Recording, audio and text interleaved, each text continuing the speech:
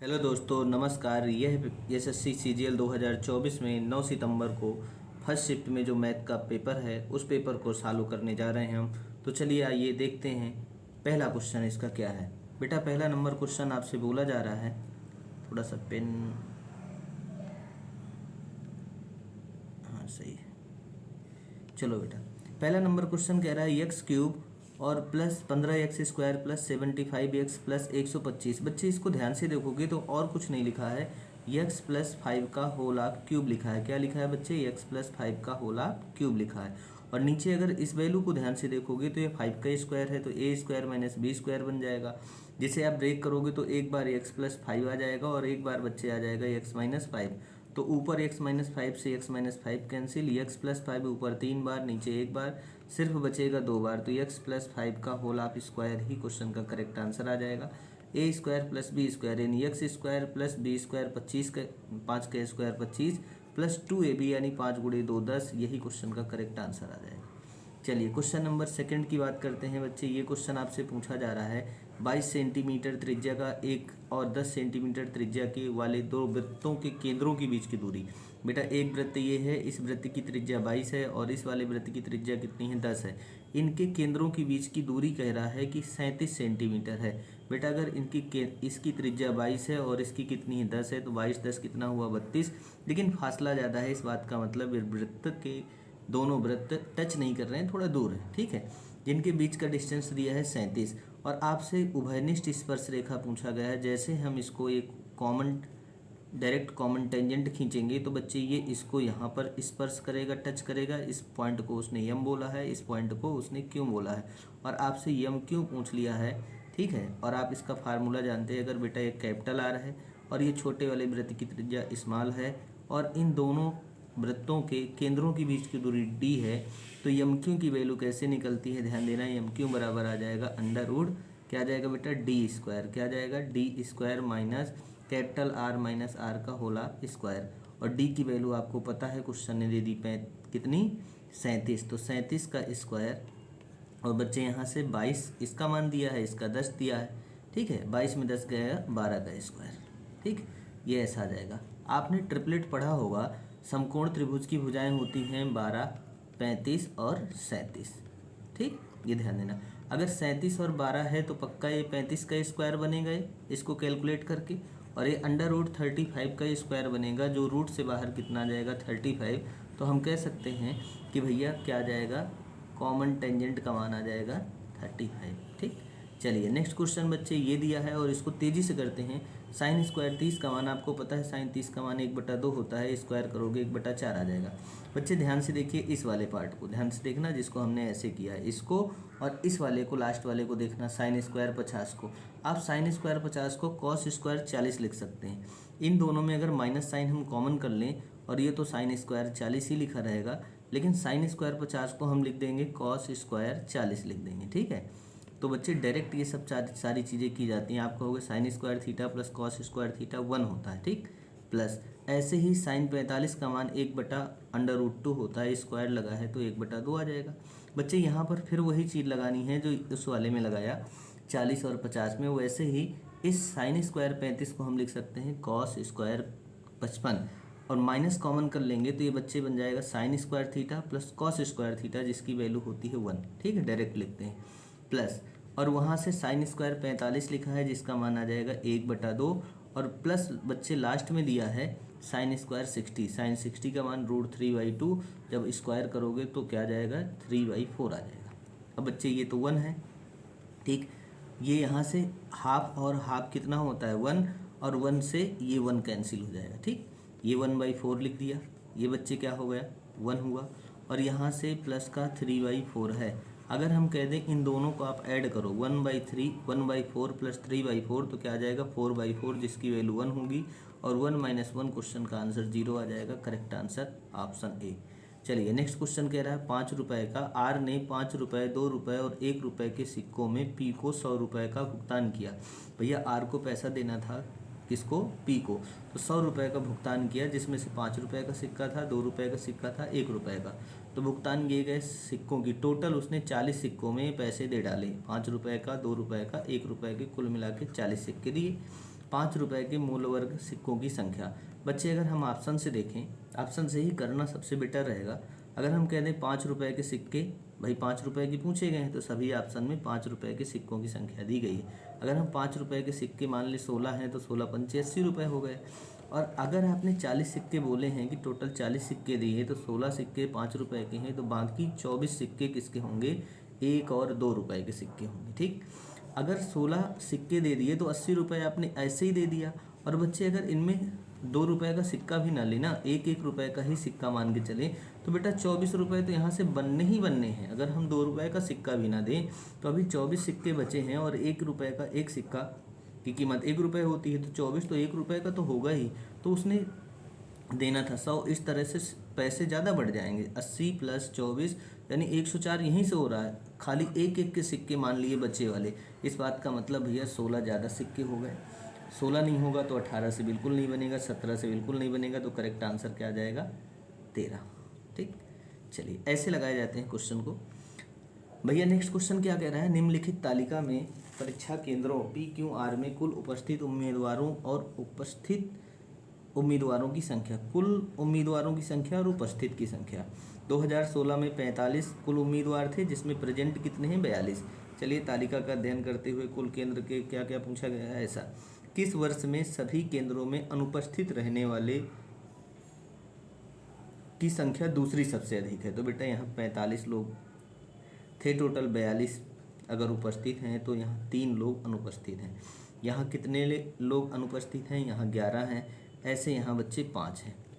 तो अगर हम बात करें 2016 में, तो 11 3 14, 14 5 19 लोग अनुपस्थित हैं। हमें सबसे ज़्यादा अनुपस्थित हैं उसकी दूसरी सबसे बड़ी संख्या।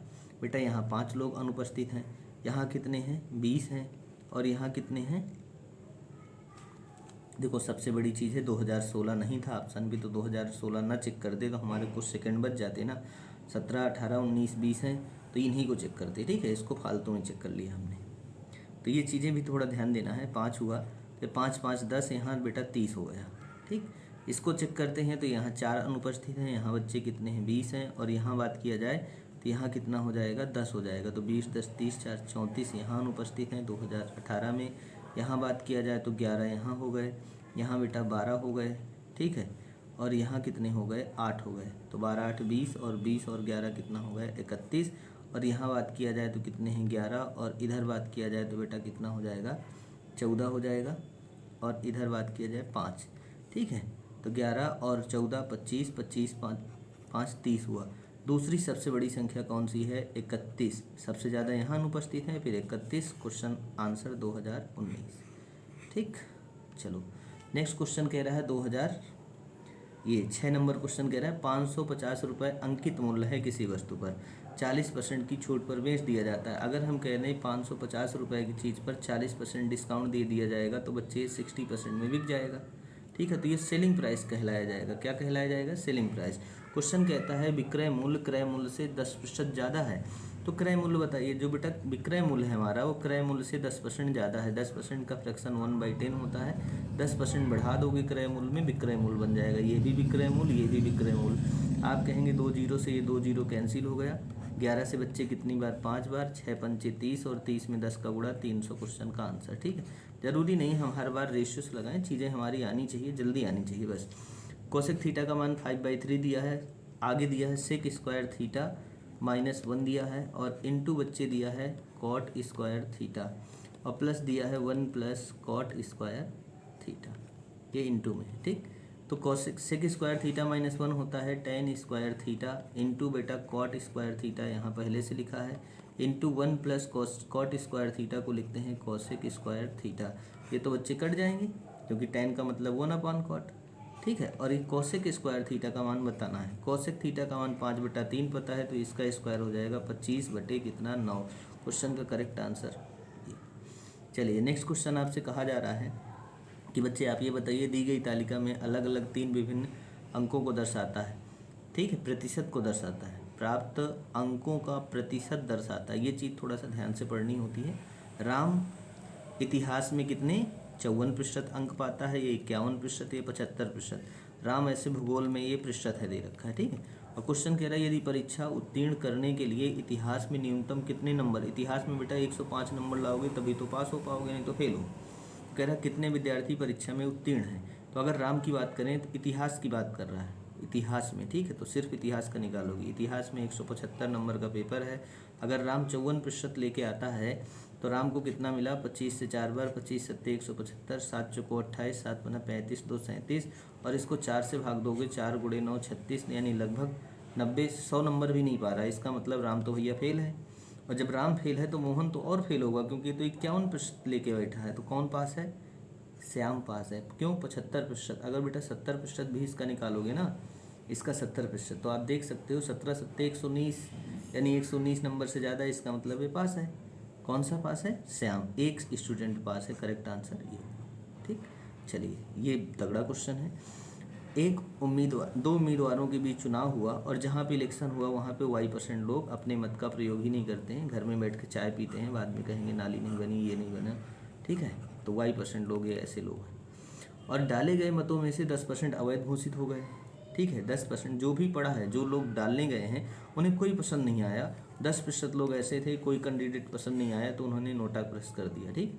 जबकि सभी मत दोनों उम्मीदवारों में से किसी एक के पक्ष में पड़े। जिस उम्मीदवार को कुल वैध मतों का 59.375% मिले और ये इतने मतों से जीत गया। मेरी बात ध्यान से सुनना, ठीक। अगर 10% नहीं पड़ा तो हम ये मानते हैं कि पड़ा मत, ये निकाल लेते हैं। पड़ा मत मान लें, यक्स मान लें। कितने लोगों ने मत का प्रयोग किया, यक्स। और जितने लोगों ने यक्स का प्रयोग, मतों का प्रयोग किया, ये लोग घर से निकले हैं इतने लोग, और उसमें से 10% ने अवैध कर दिया, यानी कि 1/10 मत खराब हो गया, तो 9/10 मत पड़ा। और ये कैसा मत है बेटा, वैध मत है, ठीक है। इसी में से कुछ जीतने वाले को मिलेगा, इसी में से कुछ हारने वाले को। तो क्वेश्चन कहता है वैध मतों का जीतने वाले को कितना मिला है। देखो, जिस उम्मीदवार को कुल वैध मतों में से इतना प्रतिशत मिला है, अगर जीतने वाला उम्मीदवार वैध मतों का इतना मत ले गया है, इतना परसेंट, ठीक, तो इतना परसेंट अगर जीतने वाला ले गया है तो हारने वाले को कितना मिला होगा। 100 से माइनस करोगे तो आप कहेंगे 40.625 आ जाएगा। कितना, 625। जब आप बेटा माइनस करोगे तो यहाँ से कितना आ जाएगा, यहाँ से 18.75% इतने मतों से जीत गया। वैध मतों के, भाई वैध, ये जो मत है ना, ये वाले सर्कल में बंद किया, इसका जीतने वाले को इतना मिला, हारने वाले को इतना मिला। जिसको ज़्यादा मिलेगा बेटा वो जीत जाएगा। किसको ज़्यादा मिला, जीतने वाले को कितना मिला, 18.75। इसको लिखा क्या जाता है, 3/16 लिखा जाता है। ये 3/4 लिखा है, 18 चौक 72, 3 75/4। 75/4 को जब कैलकुलेट करोगे प्रतिशत को तो 3/16 आएगा। इसका मतलब जीतने वाला इतने मतों से जीता। क्वेश्चन कह रहे हैं ना बाबू, इतने मतों से नहीं जीता, ये तो 2484 से जीता। तो हम कहेंगे क्या, इसको 9 से काट देते हैं। 9 से 2 बार 18 हुआ, 6 हुआ, 9 सत्ते 63 हुआ, और 9 छक्का 54 हुआ। 3 से फिर बेटा 3 से 9 बार, और 3 से 2 बार, 92 बार कट गया।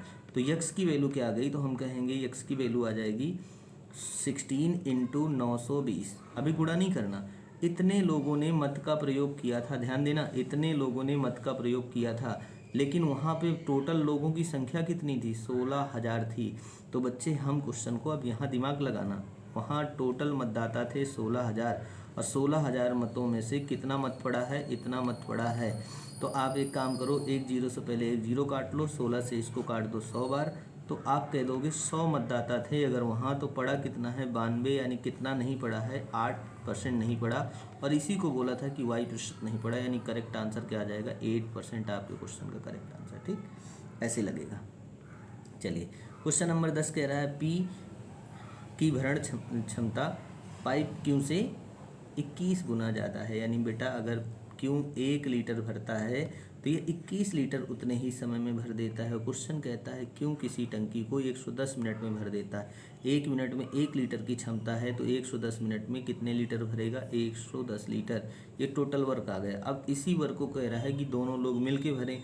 जब दोनों नल एक साथ चालू करोगे तो ये 21 लीटर भरेगा, ये 1 लीटर, दोनों मिल के 22 लीटर भरेंगे। और बच्चे 22 पंचे कितना हो गया, 110, यानी 5 मिनट में ही टंकी फुल हो जाएगी। नेक्स्ट क्वेश्चन 11 नंबर क्वेश्चन कह रहा है परीक्षा में से लड़कों और लड़कियों के औसत अंक, यानी लड़कों को बेटा 100 में से 75 नंबर मिल रहे हैं, ठीक है।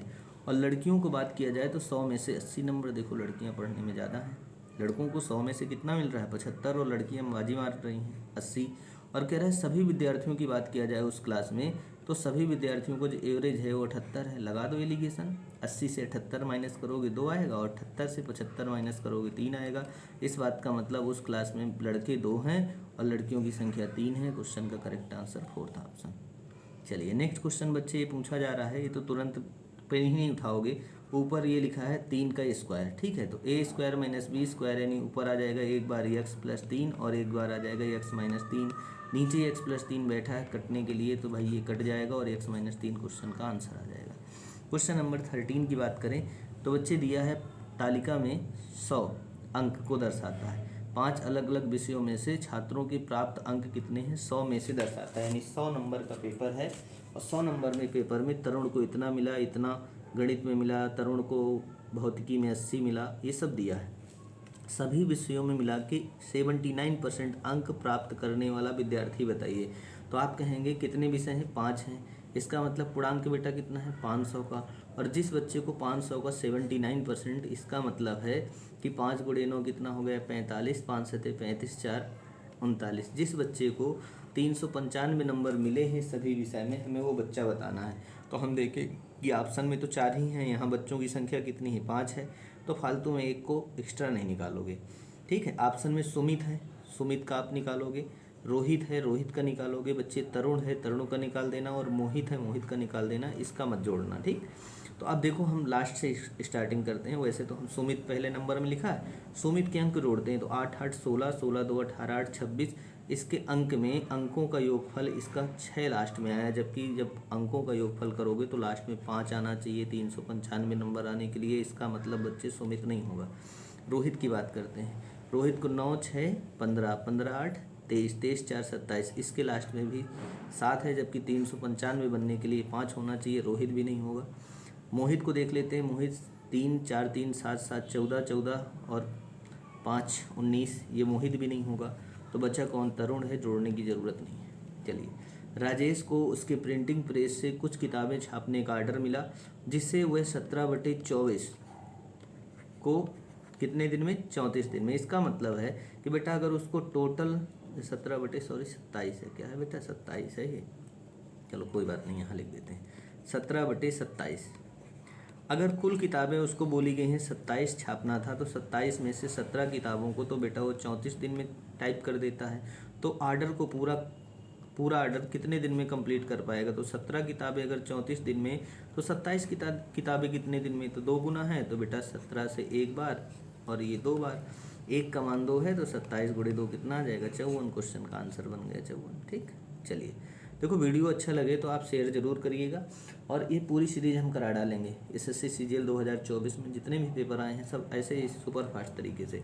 समबाहु त्रिभुज की कह रहा है 2 भुजाओं का योगफल, बेटा सभी भुजाएं बराबर होती हैं, ये भुजा भी 8 है, ये भुजा 8 है, तभी तो इनका योगफल 16 होगा। तो तीसरी भुजा भी 8 नहीं होगी, तो तीसरी भुजा का मान पूछ रहा है, फालतू में बेवकूफ़ बना रहा है। चलिए, इसमें कह रहा है कि ये भैया 217, ठीक है, 9 2 4 के ऐसी संख्या लिखी है, करेक्ट लिखा है ना, हाँ यही। और ये भैया कह रहा है 6 से विभाजित है। 6 से विभाजित होने के लिए बच्चे 2 से भी कटना चाहिए और 3 से भी कटना चाहिए। तो जो भी सारे अंक लिखे हैं लास्ट में अगर यहाँ होंगे तो 2 से तो कट ही जाएगी, सिर्फ 3 का पता कर लो, ठीक है। 3 से कटने के लिए अंकों का योगफल 3 से कटना चाहिए, 2 1 3 9 4 2 6, ठीक है। और ये 7 बचा, 7 प्लस के हुआ, ठीक है। के का मान ऐसा क्या रखा जाए, 0 रखोगे तो 7 0 7 आएगा जो कि नहीं कटेगा, 4 रखोगे तो 7 4 11, ये भी नहीं कटेगा, और 6 रख दोगे तो 7 और 6 मिलके 13, जो भी अंकों का योगफल 13 भी 3 से नहीं कटता। तो करेक्ट आंसर आपका ये है 7 2 9 कट जाएगा, ठीक। ये क्वेश्चन बेटा, क्वेश्चन कह रहा है मोहन ने 20% वार्षिक साधारण ब्याज की दर से इतनी धनराशि उधार ली, कितनी, 4,22,000 और ये 92, इतने रुपए मोहन ने उधार लिए। और वह क्या करता है, प्रथम वर्ष की समाप्ति पर ली गई राशि की 21,679 रुपये का भुगतान कर देता है, चुका देता है। यदि मोहन दूसरे वर्ष की समाप्ति पर लंबित बकाया राशि का भुगतान करता है, जिसमें प्रथम वर्ष के दौरान अर्जित ब्याज भुगतान भी शामिल है, तो दूसरे वर्ष की समाप्ति पर उसे कितना भुगतान करना पड़ेगा, ये आपसे पूछा जा रहा है। भैया देखो, 4,22,000 लिए थे, ब्याज की दर 20% है, तो क्या ब्याज नहीं भरेगा, तो आप कहेंगे बिल्कुल सर ब्याज तो भरना ही पड़ेगा। नहीं भरेगा ब्याज तो भाई दिक्कत आ जाएगी। इसको 2 गुणे 2 कितना हुआ 4, 2 गुणे 9 18 हुआ, 2 से 2 बार, 2 से 2 बार ये 8 हुआ और 10 बचा है। 10 का मतलब 1 अंक बाद पॉइंट। तो भैया पहले साल उसे ब्याज के रूप में इतना देना पड़ेगा। यह SI है किसका, फर्स्ट ईयर का, फर्स्ट ईयर का SI है, ठीक। लेकिन हुआ क्या कि भैया उसने 4,22,092 रुपये जो कर्ज लिए थे, 4,22,000 ये 92 रुपये जो कर लिए थे, इसमें से 21,679 रुपये उसने बेटा चुका दिए। तो 3 बचा और यहाँ से कितना बचा, 8 में 7 गए 1, ये 4 हुआ, यहाँ 0 हुआ, यहाँ 0 हुआ। इतना पैसा अभी मूलधन बाकी है। इस पैसे पर भी भैया 20% अभी ब्याज देना है उसको, ठीक है, ध्यान देना 20% इस पर ब्याज भी देगा। 0 से 0 काट देते हैं, ये 13 गुणे 2 26, 2 से 8 0 और 0 और 2 चौको 8, ठीक। और 1 अंक बाद दशमलव, यानी दूसरे वर्ष ब्याज के रूप में इतना देना है उसे। तो हम कहेंगे कि भैया 4,04,13 रुपये तो उसे वापस ही वापस करना है, प्लस इतना और इतना ब्याज भी जो वापस करना है, पूरा पैसा उसका क्या हो जाएगा, चुक जाएगा। तो हम कहेंगे पहले दोनों ब्याज जोड़ लेते हैं, 800 और यहाँ से 82.6 हुआ, ठीक है। 6 4 10, 8 2 10 1 11 और 8 1 9 हुआ, 9 1 10 और ये कितना हुआ 5 हुआ, 4 हुआ और 8 8 16 हुआ। बच्चे इतना आ गया, ठीक है, सही जोड़ा है ना। 8 2 10 1 11, 8 1 9 1 10, 4 1 5, सही, ठीक। इतना तो ब्याज देना पड़ेगा और ये अभी पैसा बकाया है इसका, ये मूलधन है, ठीक है, तो देना पड़ेगा क्योंकि इतना पैसा मूलधन पे उसने चुका दिया। तो भैया जब इसमें आप जोड़ोगे इस वाले पैसे में 4,04,13 रुपये में ये 16,000 ये जोड़ लोगे इतना, तो कितना आ जाएगा 4,00,413। इसमें भैया 1,6,4,5,01 को जोड़ा जाएगा तो ध्यान से देखिए कितना बनेगा, 3 1 4 1 बनेगा, 5 4 9 914 लास्ट में यही ऑप्शन है, करेक्ट आंसर है, यही क्वेश्चन का आंसर बन जाएगा, ठीक। चलिए नेक्स्ट क्वेश्चन बेटा आपका ये कह रहा है कॉस स्क्वायर थीटा। अगर इसको ध्यान से देखो तो इसको साइन स्क्वायर क्या लिख सकते हो, 29 लिख सकते हो, ठीक है। और जैसे ही sine square theta cos square theta बराबर बच्चा जानता है भैया इसका मान तो 1 होता है। आगे बढ़ जाओ, दो शंकुओं की त्रिज्याओं का अनुपात इतना दिया है, उसके आयतनों का अनुपात है, ऊंचाइयों का अनुपात बताना है। तो शंकु का अगर पूछा जाए 1/3 पाई r स्क्वायर यच होता है, यही आयतन होता है। तो पाई दोनों में रहेगा, 1/3 पाई वो तो कट जाएगा। तो यहाँ से अगर देखा जाए तो हमें ऊंचाइयों का अनुपात निकालना है, तो ये आयतन है। तो अगर ऊंचाई का अनुपात निकालना है, आयतन को उसकी त्रिज्या के स्क्वायर से डिवाइड कर दो। तो बेटा एक का आयतन 3 है, एक का आयतन 5 है, इसकी त्रिज्या 2 है तो 2 का स्क्वायर कितना हुआ 4, और इसकी त्रिज्या 5 है तो 5 का स्क्वायर 25 हुआ। 5 से इसको काट दो 5 बार, 5 का क्रॉस 3 के साथ गुणा कराओगे 15, और 15 और 4 क्वेश्चन का आंसर यानी 4th नंबर, ठीक। चलिए 20 नंबर क्वेश्चन आपसे बच्चे क्या बोला जा रहा है कि एक वृत्त का केंद्र है, ओ एक वृत्त का केंद्र है और AB और CD क्या है, ये एक वृत्त बना लेते हैं। ज़्यादा गोल ना बन पाए तो भाई माइंड मत करना इस चीज़ को, ठीक है। ये ऐसे चलो एक काम करते बना ही दे बढ़िया सा, ठीक है।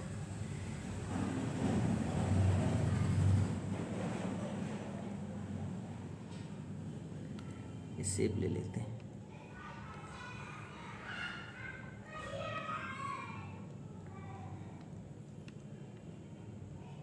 चलिए इसको हमने बना दिया और इस पे ध्यान से समझा देते हैं, ठीक है। थोड़ा कलर चेंज कर लेते हैं, वाइट बढ़िया चलेगा इसमें। ये देखो ये हमारे वृत्त का बेटा केंद्र है और इसमें कह रहा है ओ वृत्त का केंद्र है और AB और CD इसकी समान भुजा हैं, त्रिज्या की समान भुजा पर दो समांतर जीवाएं हैं, ठीक है। तो एक बेटा AB है, इस तरह की एक जीवा है, ठीक है, और एक जीवा बेटा क्या है आपके पास CD। इन क्वेश्चनों को ऐसे नहीं लगाते, ट्रिक से लगाते हैं, वैसे हम बना के आपको समझा देते हैं, नहीं क्वेश्चन जाने कब का ख़त्म हो जाता है बच्चे। ये AB है, ये AB एक जीवा है और एक जीवा बच्चे क्या है CD है, ठीक है, इस तरह करके। और कह रहा है कि OP AB पर लंब है, यहाँ से O से हम इस P पर लंब डालते हैं तो इस पर लंब है। और बात करें अगर OQ कहाँ बेटा CD पर लंब है, ऐसे करके। और AB का मान 10 है तो आपको पता है वृत्त के केंद्र से जीवा पर डाला गया लंब जीवा को समद्विभाजित करता है। इस बात का मतलब बच्चे यहाँ पे क्या आ जाएगा, यहाँ पे आ जाएगा यहाँ पे ये इतना 5 बन जाएगा और इधर भी 5 बन जाएगा। ये पूरा 24 है तो ये 12 बन जाएगा, ये 12 बन जाएगा। ठीक है, अगर हम इसको ध्यान से देखें, इसको यहाँ से मिला दोगे तो इस वाले के लिए रेडियस और छोटे वाले के लिए इस वाले के रेडियस, दोनों के लिए रेडियस तो सेम काम करेगी ना। तो हम कहेंगे एक में आधार 12 है और एक में आधार क्या है, 5 है। लेकिन दोनों के लिए रेडियस क्या काम करेगी, सेम काम करेगी। तो 5 12 13 का ट्रिपलेट आपको याद होगा, 5 है, 12 है, 13 है। इसका मतलब इसकी भी रेडियस 13 होगी। इसकी भी हिट एंड ट्रायल होते हैं, तुरंत लगाए जाते हैं। इसकी भी 13 तो इस वाले की भी 13। बेटा इसकी अगर 13 है, इस वाले की ध्यान देना, OPB का अगर ये 13 है, ये 5 है, तो ये पूरा 12 होगा। ये 12 है। इसी तरह इस वाले में देखा जाए 5 12 13, तो ये पूरा 12 और ये 5, तो ये कितना हो जाएगा, 7। और यही बोला गया है कि PQ की वैल्यू क्या है, 7 है। तो ऐसे क्वेश्चन में कुछ नहीं करना होता। आप ये देखो, एक की जीवा क्या है, अगर एक की जीवा पूछा जाए 10 है तो इसका आधा करो 5 हो गया। एक की जीवा क्या है, 24 है, 24 का आधा करो कितना हो जाएगा, 12। बस 5 12 और यहाँ से इन्हीं को ट्रिपलेट मान के जब एक तीसरी भुजा आएगी 13, तो ये क्या हो गया, रेडियस। और रेडियस है तो पता चल गया रेडियस 13 आ गई। इस पर जो वृत्त की त्रिज्या होगी 13 होगी। 13 का 2 गुना कितना हो गया, 26।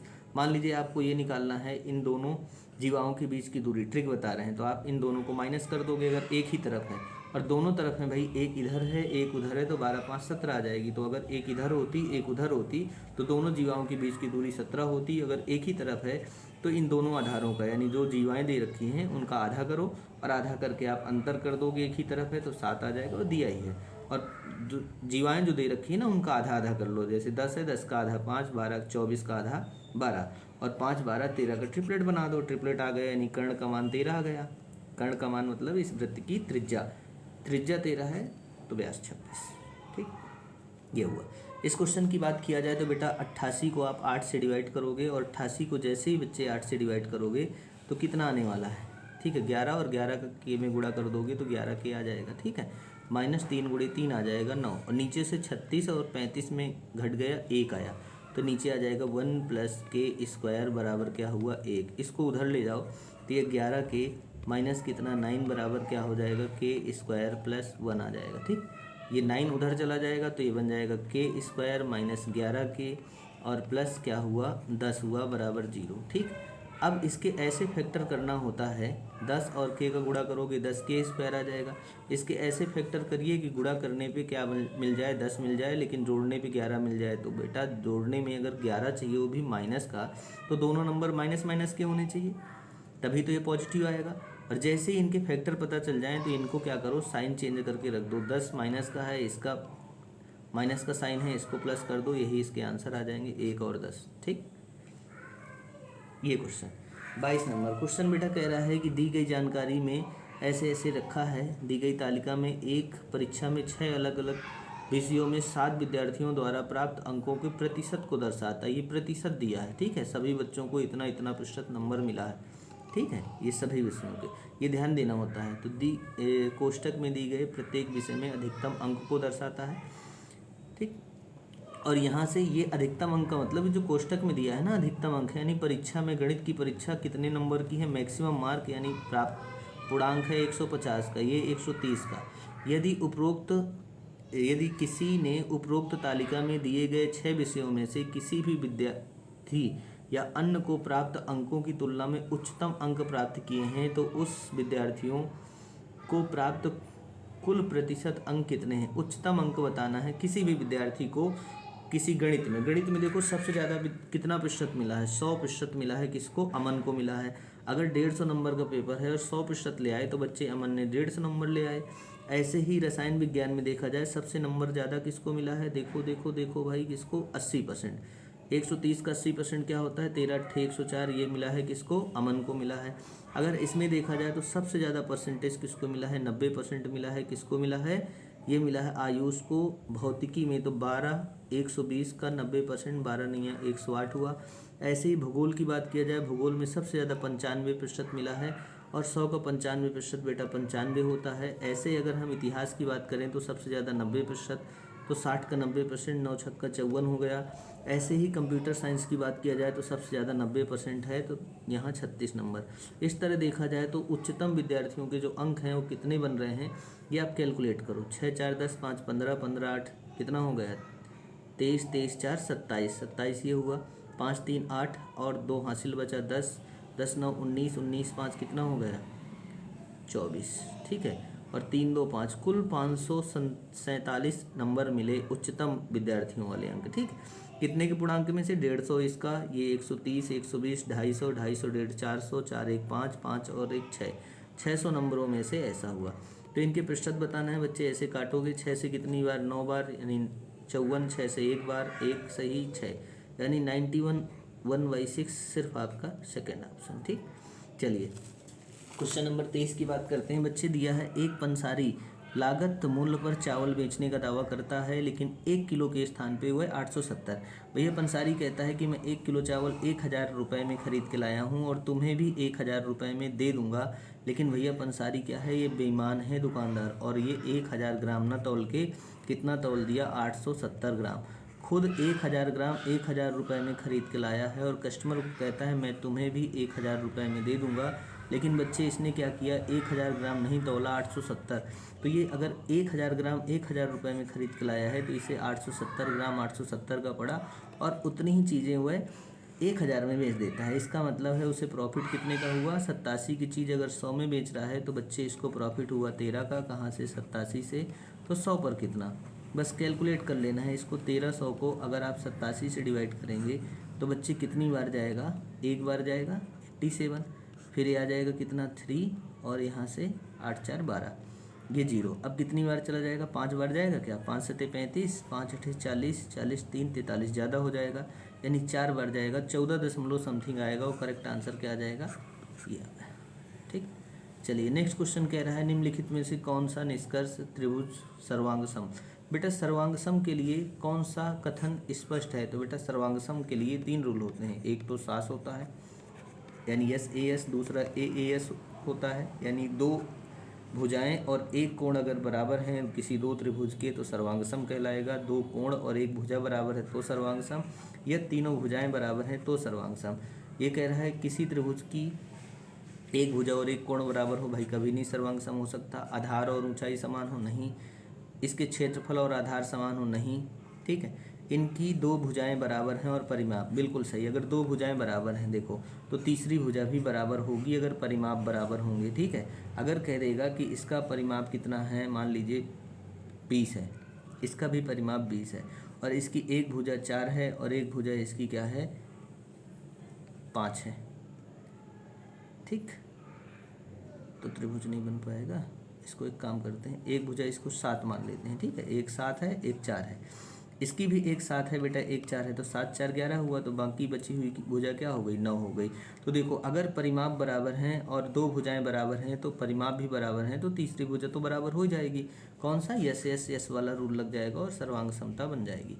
क्वेश्चन कहता है 840 मीटर के एक वृत्ताकार दौड़ में ए और बी समान समय पर समान दिशा से समान बिंदु से चक्कर लगाना शुरू करते हैं। 840 मीटर का है बच्चे, ठीक है। और एक की चाल कितनी है 6 मीटर पर सेकंड है और एक की चाल 10 मीटर पर सेकंड है। दोनों यहाँ से दौड़ना शुरू करते हैं और यहाँ से जब दौड़ना शुरू करेंगे, ध्यान से देखना, यहाँ से दौड़ेंगे तो फिर दोबारा कह रहा है अगली बार वो कितने समय बाद मिलेंगे। तो बेटा अगली बार कितने समय बाद मिलेंगे, जब एक ही दिशा में 2 व्यक्ति चलते हैं तो रिलेटिव स्पीड लगता है। रिलेटिव स्पीड क्या होती है, घटती है। एक की चाल 6 है और एक की 12 है, तो जब एक ही दिशा में चलेंगे तो इनकी चाल घट जाएगी, तो समय बराबर क्या हो जाएगा, दूरी बटे चाल। पूरा चक्कर कितना है 840 का, और 1 6 1 12 यानी इनका डिफरेंस क्या हो गया 6, 6 से काट दोगे 14 6 84 हो जाएगा। 140 सेकेंड क्वेश्चन का करेक्ट आंसर आ जाएगा, ठीक। तो भैया ये रहा आपके सेट, और अच्छा लगा हो तो चैनल को सब्सक्राइब जरूर करिए और शेयर करिए। अगली क्लास आपको मिल जाएगी, ठीक। तब तक के लिए नमस्कार, जय हिंद, मिलते हैं अगली वीडियो पर।